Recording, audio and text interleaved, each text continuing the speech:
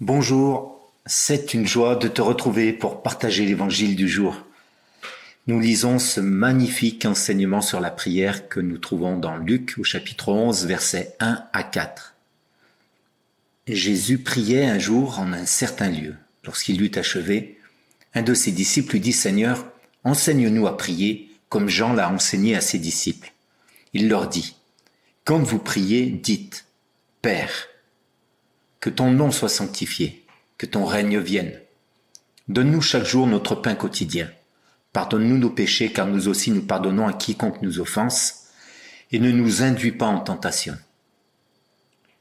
Je voudrais m'arrêter avec toi aujourd'hui sur ce qui est, selon moi, une véritable perle spirituelle. Je veux parler de l'aspect relationnel de la prière. Quand vous priez, dites « Père ». La notion de père était en réalité déjà existante dans l'Ancienne Alliance. On trouve par exemple dans Deutéronome chapitre 32 verset 6 « N'est-il pas ton père, ton créateur ?» Cependant, la pratique de la loi ne conduisait pas naturellement à une relation d'intimité père-fille ou père-fils avec Dieu. Mais avec sa venue, Jésus, le Fils de Dieu, lui, a incarné et révéler la relation avec le Père Céleste. Le livre des Hébreux, chapitre 10, verset 20, nous dit que Jésus a inauguré la route nouvelle et vivante au travers de son œuvre à la croix.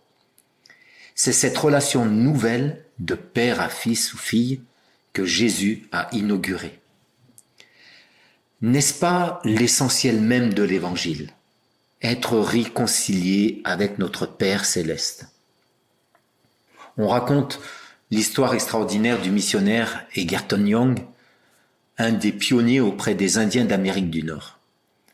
Un jour, il a pu témoigner de l'amour de Dieu à une assemblée de 300 chefs indiens. Lorsqu'il eut fini, plusieurs des chefs lui posèrent des questions. Le dernier à parler était un vieil homme, donc à l'allure farouche, avec de longs cheveux broussailleux. Il semblait plutôt agité. « Missionnaire, lui dit-il, je suis vieux et cependant je n'ai jamais entendu quelque chose de comparable à ce que tu nous as raconté aujourd'hui. Mais, missionnaire, lorsqu'il y a quelques instants tu as parlé au grand esprit, je t'ai entendu dire « Notre Père ». Oui, répondit-il, notre Père qui est aux cieux. Ceci est tout à fait nouveau et très réjouissant pour nous, poursuivit le vieux chef, les larmes dans les yeux. Nous n'avons jamais pensé au grand esprit en tant que notre Père. Alors, d'une seule voix, les chefs indiens ont demandé aux missionnaires de rester auprès d'eux pour leur expliquer davantage cette bonne nouvelle. Mon ami, Dieu est notre Père. Il est mon Père et il est ton Père. Et Jésus lui-même n'a pas honte de nous appeler frères. On lit ça dans Hébreux chapitre 2 verset 11. Notre Père est créateur de la race humaine. Il est donateur de la vie d'en haut par la nouvelle naissance. Il est aussi éducateur pour une destinée glorieuse.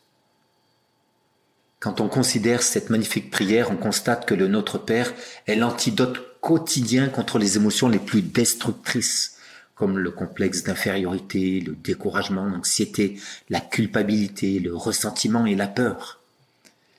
Ne considérons donc pas le Notre Père comme une prière destinée à être répétée à l'envi, ou comme si elle était une sorte de mantra chrétien. Au contraire, quand je prie, selon ce modèle, je m'approche de mon Père qui me donne de l'assurance dans sa présence, des forces toujours nouvelles pour affronter mes défis quotidiens. Il me donne sa paix qui surpasse toute intelligence et le pardon dont j'ai besoin pour vivre libre. Nous avons tous besoin de nous tenir dans la présence de ce Père céleste.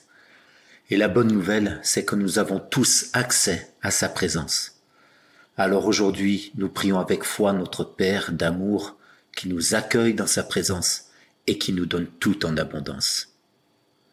Mon ami, que Dieu, notre Père, te bénisse. Passe une bonne journée. On est ensemble.